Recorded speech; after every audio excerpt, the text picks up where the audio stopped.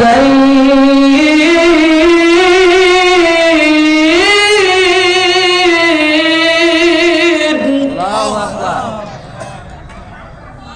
সুবহানাহু ওয়া তাআলা কোরআনুল কারীমের মধ্যে জানিয়ে দিয়েছেন, হে দুনিয়ার মানুষ শুনো, আমি আল্লাহ তাআলা তোমাদেরকে একটা জিহ্বা কেন দিয়েছি? এই দুইটা ঠোঁট আমি কি তোমাদেরকে দেই নাই?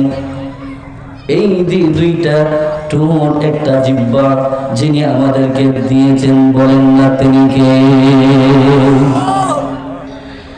আল্লাহ সুবহানাহু ওয়া তাআলা জানিয়ে দিচ্ছেন, হে দুনিয়ার গোলাম শোনো, আমি এই জন্যই তোমাকে একটা জিহ্বা দিয়েছি, এই জন্যই তোমাকে দুইটা ঠোঁট আমি দান করেছি, আমি অযথাই তোমাকে দেই নাই।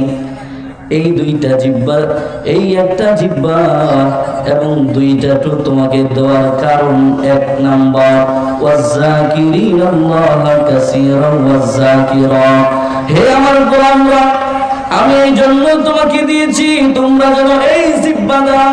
আমি মালিক আল্লাহ, আমাদের সকলের যিনি মালিক বলেন না তিনি কে?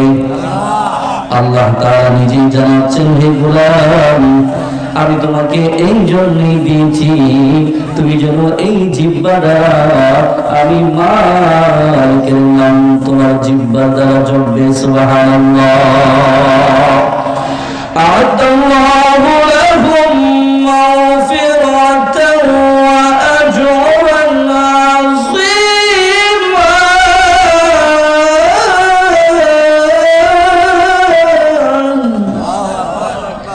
আল্লাহ রাব্বুল আলামিন বলেন, গোলাম, তুমি যখন আমার এই জিহ্বা দ্বারা, আমার এই জবান দ্বারা আমার শুকরিয়া এবং এই জিহ্বা দিয়ে তুমি যখন আমার নাম জপবে, তোমার দিলের মধ্যে যখন আমার নামটা তুমি বসায় দিবে, তুমি যখন আল্লাহ আল্লাহ জিকির করবে, আমি রব্বুল আলামিন জিকির করার কারণে তোমার জিন্দেগীর গুনাহ মাফ করে দিব। সুবহানাল্লাহ।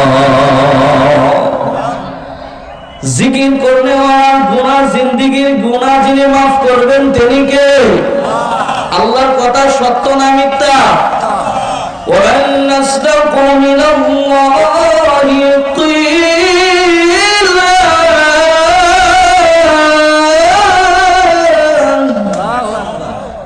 আল্লাহ তো তিনি যিনি সত্য, ঠিক না? আল্লাহ বলতেছেন, হে দুনিয়ার মানুষ, এমন কে আছে যে আমার চাইতে সত্য কথা বলে? এমন কে আছে যে আমি